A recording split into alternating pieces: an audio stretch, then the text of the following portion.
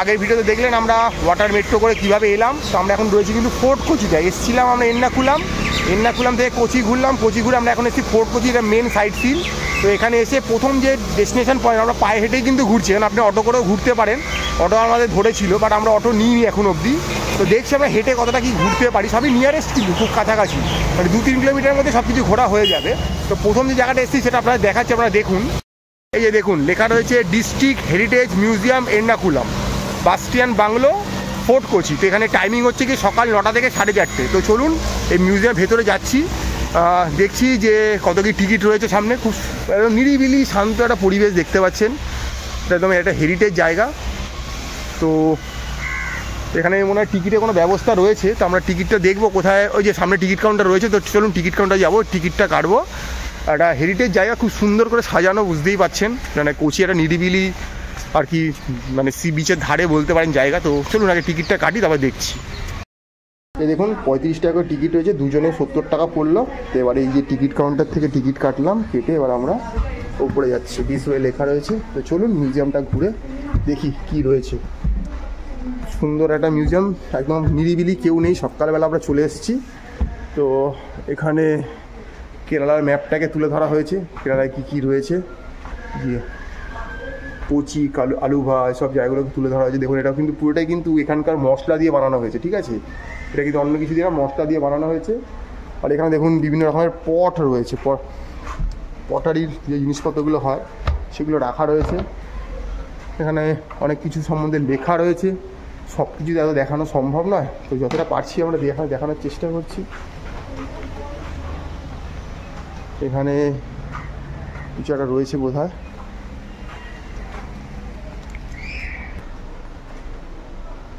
যে আমরা এখন রয়েছি ফোর্ট কোচিতে। এই ফোর্ট কোচিটা বেসিক্যালি ভাস্কো ডা গামা এটা মানে ফার্স্ট এটা ডিসকভার করেছিল। আর 1503 সেই সময় প্রথম মানে ভারতবর্ষ তো কলোনাইজড এর জন্য একটা বিরাট বড় হিস্টোরিক্যাল পার্ট। তার মধ্যে ফোর্ট কোচি হচ্ছে কলোনাইজড হওয়ার জন্য one of the biggest history in Indian history, যে এটা কলোনাইজড হয়েছিল। এবং 1503-তে ফার্স্ট এটা কলোনাইজড হয়েছিল ডাচ পিপুলদের দিয়ে। তো ডাচরা এটা ফার্স্ট এটা ক্যাপচার, এই জায়গাটাকে ক্যাপচার করেছিল, করে এটাকে পুরো মানে একদম স্ট্র্যাটেজিক্যালি এটাকে এমনভাবে তৈরি করেছিল, পুরো আরবিয়ান সি থেকে একটা প্রোটেক্টেড এরিয়া হিসেবে এই জায়গাটাকে তৈরি করা হয়েছিল। তার ফলে এটা পুরো একটা বেসিক্যালি স্কোয়ার শেপড একটা আইল্যান্ড, এবং যে স্কোয়ার শেপটার আইল্যান্ডের পুরো চারপাশটা একদম নারকোল গাছ দিয়ে পুরো ঘেরা। তো এরকমভাবে এই দ্বীপটাকে বেসিক্যালি তৈরি করা হচ্ছিল। তারও পরে এটা আস্তে আস্তে ডেভেলপ হয়, এখানে অফিস, বাড়ি, ঘর বিভিন্ন রকম তৈরি হয়েছিল।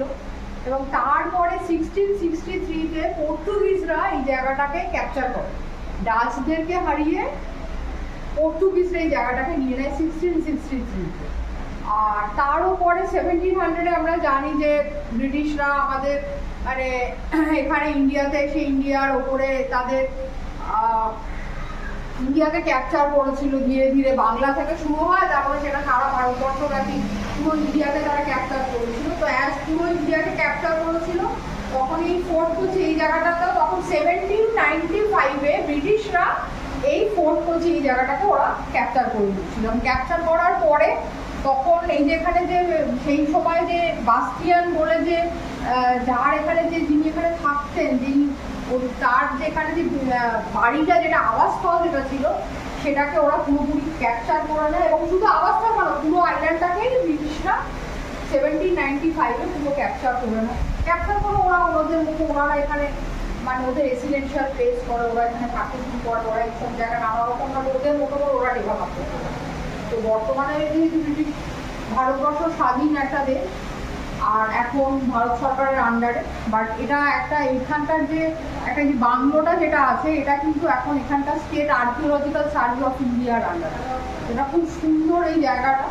এই মিউজিয়ামটার মধ্যে অনেক কিছু রয়েছে, সেটা পর্তুগিজদের, ডাচদের, ইউরোপিয়ানদের অনেক কিছু আছে, সেগুলো আমরা ঘুরে ঘুরে দেখছি এবং আপনাদেরকে দেখাচ্ছি, আপনারা দেখুন ভিডিওর মাধ্যমে।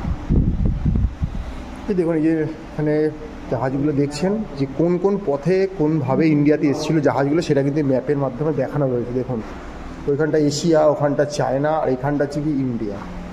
তো এইভাবে কিন্তু ওই ইজিপ্ট থেকে, ইউরোপ থেকে, আফ্রিকা থেকে কিন্তু জাহাজগুলো কিন্তু ইন্ডিয়াতে এসে ঢুকেছিল। তো সেইটাকে আর কি এখানে তুলে ধরা হয়েছে একটা জিনিসের আকারে, যাতে বুঝতে সুবিধা হয় মানুষের।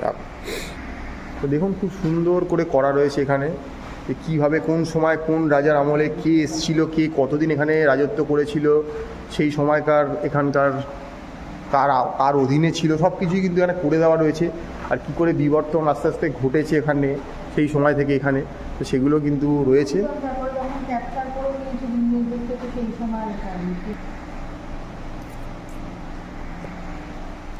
যেখানে আমরা দেখতে পাচ্ছি টিপু সুলতানের ছবি, যেটা একসময় কেরালার পুরো এই সাউথের এই ডোমেনটাকে বেসিক্যালি হাজারালি ছেলে টিপু সুলতান, যিনি নাকি জায়গাটাকে পুরো ক্যাপচার করে দিয়েছেন, জায়গার পুরো তিনি রাজা ছিলেন।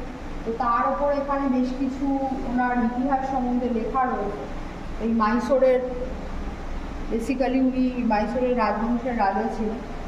তো পুরো এই জায়গাটাকে ওনারা ক্যাপচার করে নেন। চলুন ভেতরে ভেতরে অনেক ঘর রয়েছে, আপনাদের সেগুলো ঘুরে ঘুরে দেখাই। অ্যারো দিয়ে দিয়ে দেখানো হচ্ছে দিস ওয়ে।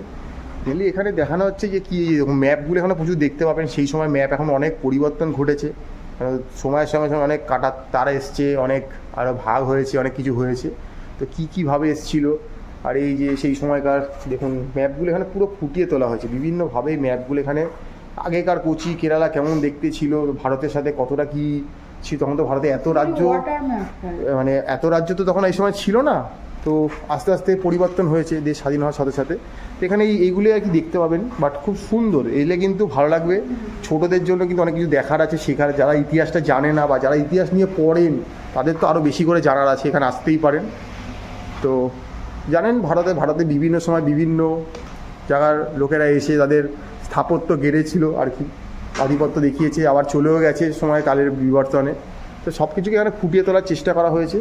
বাট বাইরে থেকে দেখে মনে হচ্ছে না ভেতরের মিউজিয়ামটা এতটা বড়, ভেতরের মিউজিয়ামটা কিন্তু ভালো বড় রয়েছে। মানে বাইরে থেকে দেখে মনে হচ্ছে ছোট্ট একটা জায়গা, সেটা একটা ব্যাপার, বাট এখানে কিন্তু অনেক কিছু রয়েছে।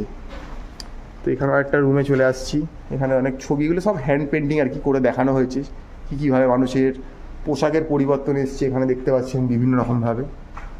আর এখানে কোথাও বোধহয় কিছু একটা কোনো আর্টের এক্সিবিশন চলছে আর কি, এবার ছবির, মানে এখানকার লোকাল লোকেদের। তো সেটা একটু দেখিয়ে দিই আপনাদেরকে, দেখুন বিভিন্ন রকম। আচ্ছা এই দেখুন এখানে অনেক কিছু মানে হ্যান্ড পেন্টিং করা হয়েছে, এগুলো বোধহয় আপনি চাইলে এখান থেকে কালেক্ট করতে পারবেন অর্থের বিনিময়। মানে আপনি এগুলোকে কিনে নিয়ে গিয়ে বাড়িতে ফ্রেমবন্দি করে আপনার বাড়ির দেয়ালের শোভাবর্ধন করতেই পারবেন। তো ওখানে দেখতে পাচ্ছি একজন একটা তিরুপতির মূর্তি আঁকছে। তো চলুন সেটা দেখি, আপনাদের দেখাই। এই দেখুন এখানে কিছু পোর্ট্রেট আঁকা হচ্ছে, খুব সুন্দর সুন্দর। দেখুন এখানে এই সাউথ ইন্ডিয়ার যে ভগবানদের ছবি আঁকা হচ্ছে। এই দেখুন এখানে তিরুপতি বালাজির ছবি আঁকা হচ্ছে, এখানে মীনাক্ষী দেবী রয়েছে, এখানে নরসিংহ রয়েছে, বিভিন্ন রকমের ছবি এখানে আঁকা হচ্ছে। আপনারা ওনার থেকেও ছবি আঁকিয়ে নিতে পারেন। উনি একজন সার্টিফাইড, একজন দেখতে পাচ্ছেন সার্টিফিকেট রয়েছে ওনার থেকে। আপনার ছবি আঁকানো ছবি কিনিয়ে নিতে পারেন, আপনারা কোনো পছন্দের ছবি আঁকিয়ে নিতে পারেন। অসম্ভব সুন্দর এই জায়গাটা দেখতে, দেখুন। তো এই জায়গাটাতে প্রচুর হ্যান্ড পেন্টিং করে সেই সময়কার। এই এখানে যেহেতু মশলার জন্য বিখ্যাত, তো কী কী ধরনের কী পাওয়া যায়, কোন জোনটা মশলার কী ফুল থেকে কী মশলা তৈরি হয়, যে জয়িত্রী এইসব যে রয়েছে বিভিন্ন জিনিস এখানে তুলে ধরা হয়েছে। ল্যাবরেটরি অনেক কিছু রয়েছে। এবার আমরা বোধহয় বাইরের দিকে যাচ্ছি আস্তে আস্তে, মানে ছোট্টর মধ্যে ছিমছাম একটা মিউজিয়াম। ঘুরলাম, ভালো লাগলো। বাইরে কিছু পাথরের স্ট্রাকচার রয়েছে, সেগুলো এবার আপনাদের দেখাবো। এখানে দেখুন, এখানে সেই সময় যে পটারি যেসব জিনিস ব্যবহার হতো আর কি, জল রাখার ওটা। আর এখানে দেখুন একটা রয়েছে আর কি, সিন্দুক টাইপের রয়েছে জিনিসপত্র রাখার জন্য। যেমন শিলনোড়া রয়েছে, কত বড় একটা শিলনোড়া দেখুন, হারিয়ে যাওয়া একটা জিনিস। হামল দিস্তা রয়েছে, এটা মনে হয় সেই সময়কার কুকার। এই যে চায়ের কেটলি, এগুলো আর কি সেই সময় যারা এখানে এসেছিলো, হয়তো হতে পারে এর মধ্যে কোনো কিছু হয়তো ভাস্কো দা গামা হয়তো ব্যবহার করতো, আমরা সেটা জানি না, সেটা জাস্ট কথার কথা বলছি, মেবি থাকতেও পারে নাও থাকতে পারে। তো এগুলো রয়েছে এখানে, দেখলাম। বাইরে থেকে মিউজিয়ামটা দেখে নিন, দেখে মনে হয় একটা ছোট্ট টালির বাড়ি টাইপের, কিন্তু এটা একটা মিউজিয়াম। এই দেখুন এখানে কামান দাগানো রাখা রয়েছে, যেটা পুরোপুরি ঘিরে রাখা ছিল আর কি, প্রোটেক্টেড এরিয়া হিসাবে। তো চলুন বাইরে কিছু জিনিস দেখাবো। এখানে দেখুন, এখানে প্রচুর ফরেনাররা বাইরে এসছে, ঘুরছে ফিরছে, বিভিন্ন যেমন এলে এইসব জায়গায় জিনিসপত্র বিক্রি হয়, সেগুলো হচ্ছে এখানে। ফিশিং নেট রয়েছে, লোকে সব দেখছে। তো আমরা ঘুরলাম এই জায়গাগুলো, খুব ভালো লাগলো। এবার আস্তে আস্তে আমরা বাইরের দিকে চলে যাব। তো বাইরেও কিছু স্ট্রাকচার রয়েছে, সেগুলো আপনাদের দেখাবো, দেখতে খুব সুন্দর। তো চলুন গিয়ে দেখা যাক ওগুলো। এই আমরা ওই দিকের খানটা দিয়ে ঢুকেছিলাম, এবার আমরা এদিক দিয়ে বেরিয়ে যাচ্ছি। এই মিউজিয়ামটার বাইরে একটা উঠোন বাঙিনা মতো রয়েছে, এখানে বসতে পারেন। বাট এখানে কিছু পাথরের কিছু স্ট্রাকচার খুব সুন্দর করে বানানো রয়েছে, সেগুলো একটু দেখাই আপনাদের। দেখুন, এই দেখুন পাথরগুলোকে কি সুন্দরভাবে স্ট্রাকচারিং ফর্মে রাখা রয়েছে। দেখুন, এটা কিন্তু এই মিউজিয়ামটার প্রেমিসেসের মধ্যেই, কিন্তু বাইরে রয়েছে, মিউজিয়ামের ভেতরে নয়, এগুলো বাইরে রয়েছে। অনেক দিন যাবৎ রোদ জল বৃষ্টি খেয়ে কিছুটা ক্ষয়প্রাপ্ত হয়েছে, তো তাও যা রয়েছে তাও কিছু কম নয়। এটা মোটামুটি বিকেল 4:30 দিক হয়, রাত্রিবেলাতে এগুলোতে আলো পড়লে হয়তো আরও দেখতে সুন্দর লাগে। তো বাট আমরা তো সকালে এসেছি, সকালের ভিউটা আপনাদের দেখাচ্ছি। অসম্ভব সুন্দর কারুকার্যগুলো ফুটিয়ে তোলা হয়েছে দেখুন। তো ফোর্ট কোচিতে এলে অবশ্যই এটা আসবেন, এই এর্নাকুলাম হেরিটেজ মিউজিয়ামটাতে। 35 টাকা এর প্রবেশ মূল্য রয়েছে, তার বিনিময়ে আপনারা এখানে আসতে পারেন, এই বিভিন্ন জিনিসগুলো দেখতে পারেন এখানে। তো মোটামুটি একটা স্পট আমরা কভার করলাম, আরও এখানে কিছু রয়েছে সেগুলো দেখবো, যাব, দেখানোর চেষ্টা করবো। অল্প সময়ের মধ্যেই ঘুরে নেওয়া যায়, মানে ফোর্ট কোচি ঘোরার জন্য যে আপনার অনেক সময় লাগবে নট নেসেসারি, বাট কেউ চাইলে কিন্তু কোচিতে না থেকে কিন্তু একদম এই ওয়াটার মেট্রো করে এই পারে এসেও কিন্তু থাকতে পারেন। এখানেও কিন্তু অনেক হোটেল রয়েছে, থাকার খাবারেরও প্রচুর ব্যবস্থা রয়েছে, ফলে আপনাকে যে ওখানেই থাকতে হবে নট নেসেসারি, আপনি কিন্তু এখানে এসে ফোর্ট কোচিতেও স্টে করতে পারেন। তো এই হেরিটেজ মিউজিয়ামটা আপনাদের দেখিয়ে দিলাম। তো এবার নেক্সট ডেস্টিনেশনে যাব, সঙ্গে থাকুন, দেখতে থাকুন। যখন চলার পথে রাজস্থানী প্যাটার্নের পুতুল রয়েছে, রাজস্থানে পুতুল নাচ হয়, সেই পুতুল নাচ, বিভিন্ন জিনিস রয়েছে। কেরালিয়ান যে নাচ হয় সেই মুখগুলো খুব সুন্দর সুন্দর। এখানে ইয়ে আলেপ্পির বোর্ডগুলো রয়েছে এখানে দেখুন, আর এখানে প্রচুর ম্যাগনেট রয়েছে দেখুন, প্রচুর ম্যাগনেট রয়েছে। এইগুলো হচ্ছে 80 রুপিস করে, এগুলো হচ্ছে 50 রুপিস করে, আর এগুলো হচ্ছে কি 100 রুপিস করে। এখানে হাউস বোর্ড দেখাচ্ছি, কেরালা লেখা আছে, কথাকলি ডান্স আছে, বিভিন্ন জিনিস আছে। তো একটা বাড়িতে আপনি আপনার একটা সুভিনিয়ার হিসাবে নিয়ে যেতেই পারেন। আপনার ফ্রিজে আলমারিতে এই ম্যাগনেটগুলো লাগাতে পারেন, চিপকাতে পারেন। আমরাও যেখানে যাই সেখান থেকে এগুলো নিয়ে আসি, নিয়ে সেগুলো আমরা দেখি, লাগাই আর কি, ভালোই লাগে মোটামুটি। এই দেখুন এখানে অনেক কিছু রয়েছে, প্রচুর সুন্দর সুন্দর জিনিস রয়েছে, ছাতাগুলো রয়েছে, এগুলো থাকে বিচের ধারে। প্রচুর জামা কাপড় গার্মেন্টস রয়েছে, এগুলো এখান থেকে কিনতে পারেন। অনেক দোকানপাট রয়েছে এখানে। ওই সামনে আমরা হেরিটেজ মিউজিয়ামটা দেখলাম, জাস্ট ওখান থেকে মিনিট 2-3 হেঁটে এলাম। হেঁটে এলে যে দেখতে পাচ্ছেন চার্চটা বড়, এটাই কিন্তু ভাস্কো দা গামা চার্চ, ঠিক আছে। এখন বর্তমানে এটার নাম বদল হয়ে গেছে, এটা এখন হয়ে গেছে সেন্ট ফ্রান্সিসকো চার্চ। তো চলুন এটা ভেতরে যাবো, গিয়ে একটু দেখে আসবো কেমন কি রয়েছে। আর বাইরে দোকানপাট তো রয়েছে, দেখতে পাচ্ছেন প্রচুর টুরিস্ট এসছে, ফরেনার এসছে। তো চলুন ভেতরে গিয়ে দেখা যাক, তারপরে ওখানে গিয়ে কথা হবে। আমরা এখানে ফোর্ট কোচিতে এসেছি। তো ফোর্ট কোচি যেটা একটা মানে ইম্পর্টেন্ট টুরিস্ট স্পট, সেটা হচ্ছে সেন্ট ফ্রান্সিস চার্চ, যেটা এখানকার লোকাল লোকেরা সাধারণত লোকাল পিপল যারা ভাস্কো দা গামা চার্চ নামে জানে। তো এটা 16th সেঞ্চুরিতে বেসিক্যালি একটা তৈরি হয়েছিল, এবং ভারতবর্ষে যে কটা পুরনো মানে ওল্ডেস্ট চার্চ আছে তার মধ্যে একটা অন্যতম। আর ভাস্কো দা গামা চার্চ কেন বলা হচ্ছে সেটার পেছনে একটু ইতিহাস আছে, সেটা আমি বললাম।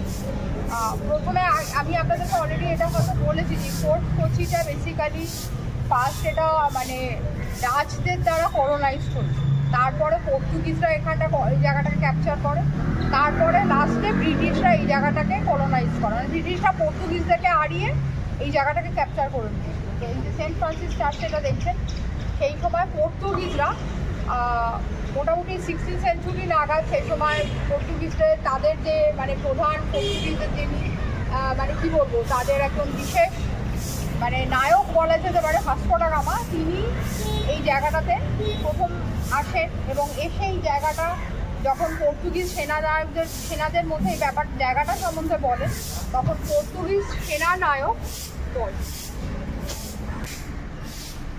তো পর্তুগিজ সেনানায়ক সে সময় কাবরাল বলে একজন, তিনি এই জায়গাটা ভিজিট করেছেন এই কোচি।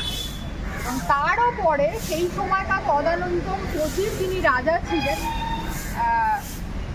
তার কাছে অনুমতি নিয়ে এইখানে ব্যবসা আর বাণিজ্য করার তারা অনুমতি নেয়। তো অনুমতি নেওয়ার পর যেমন ব্রিটিশরা করেছিল, বেঙ্গলে প্রথম মশলার ব্যবসা শুরু করবো বলেছিল, করে আস্তে আস্তে সারা ভারতবর্ষটাকে ক্যাপচার করে নিয়েছিল। ওই একই এই কথাটা বলতে গিয়ে একটা বিখ্যাত বাংলার মানে প্রচলিত প্রবাদ আছে যে সুচ হয়ে ঢুকলো আর ফান হয়ে বেরোলো, সেই রকম একটা ব্যাপার। তো পর্তুগিজরা ওই মশলার ব্যবসা করবো বলেছিল, 25 তদানীন্তন রাজা তাদেরকে অনুমতি দিয়েছিল, তারপরে যে জায়গাটা কোনো পুরো ক্যাপচারই করে নিয়েছিল। তো সেই সময় ভাস্কো ডা গামার মানে একরকম ইনফ্লুয়েন্স বলা যেতে পারে, বা তার দ্বারা এনকারেজ হয়ে এখানটাতে ওনারা এসেছিল পর্তুগিজরা। তারপর এখানে দীর্ঘদিন ধরে বেসিক্যালি ভাস্কো ডা গামা এই জায়গাটাতে দীর্ঘদিন ছিল, এবং থাকার পরে ওনার ইনফ্যাক্ট উনি মারা যাওয়ার পর এই জায়গাতে ওনাকে বেরি করা হয়, ঠিক আছে, ওনার শবদাহ সমাধি করা হয়, হ্যাঁ দাহ করা হয় ওনাকে এখানে।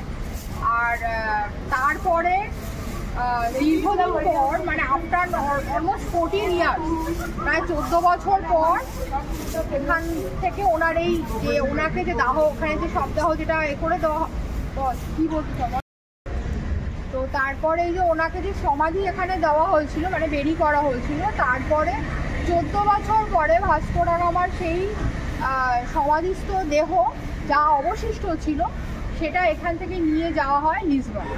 তো বেসিক্যালি যে চার্চটা আমরা দেখবো সেটা হচ্ছে মোটামুটি পর্তুগিজ আর্কিটেকচার রিফ্লেক্ট এখানে দেখা যাবে। আর আরও একটা কথা বলে দিই, সেটা হচ্ছে যে 14 থেকে 16 সেঞ্চুরি এই সময়টায় বেসিক্যালি একটা ইন্ডিয়ার সাথে ইউরোপিয়ান কালচারের একটা স্ট্রাগল পিরিয়ড, মানে ওই সময়টাতে ধরুন ডাচ, পর্তুগিজ, ফ্রেঞ্চ, তারপরে ব্রিটিশ, তারা কন্টিনিউয়াস একের পর এক ভারতবর্ষের ইতিহাসের ওপর তারা ভারতবর্ষে এসেছে, ভারতবর্ষকে ক্যাপচার করেছে, এখানে থেকেছে, এখানকার কালচার তারা মানে ইরাডিকেট করে নিজেদের কালচারটাকে তারা প্রতিস্থাপন করার চেষ্টা করেছে। তো 14 থেকে 16 সেঞ্চুরি যে টাইমটা, এটা একটা ভারতবর্ষের ইতিহাসে একটা খুব গুরুত্বপূর্ণ সময়। তো সেই সময়েরই এই ঘটনা হচ্ছে, এই সাক্ষী হচ্ছে এই চার্চ, যেটা আমি আপনাদেরকে বললাম যে 1663-তে এটা তৈরি হয়েছিল এখানে। তো সেই চার্চটাতে আমরা এসেছি, যেটুকুনি সামান্য ইতিহাস আমি জানি আপনাদেরকে বললাম, বাদ বাকিটা আপনাদেরকে ভিডিওর মাধ্যমে, ক্যামেরার মাধ্যমে দেখাবো। দেখতে পাচ্ছেন চার্চ যেমন হয় ভেতরটা, এখানে অনেক লোক বসে রয়েছে প্রেয়ার করার জন্য, অনেক বিদেশি ফরেনাররা রয়েছে। তো যাচ্ছি ভেতর দিকে আস্তে আস্তে, এখন হয়তো প্রেয়ারের টাইমিং 9 হয়তো মেবি। তো চলুন ভেতরকে দেখাচ্ছি। দেখুন খুব সুন্দর জায়গাটা, বসার জায়গা রয়েছে। আর এই হচ্ছে গিয়ে যে লেখা রয়েছে ভাস্কো ডা গামা টম, অর্থাৎ এখানেই আর কি ওনার সমাধিটা ছিল। এখান থেকে তুলে ওনাকে লিসবনে নিয়ে যাওয়া হয়েছে, অর্থাৎ পর্তুগালের রাজধানী লিসবনে ওনাকে নিয়ে যাওয়া হয়েছে। এইখানে ছিল বলতে পারেন ভাস্কো ডা গামার সমাধি। একটা হিস্টোরিক জায়গায় এসেছি, সামনে যাই, ওদিকে গিয়ে দেখি আর কি দেখতে পাচ্ছি।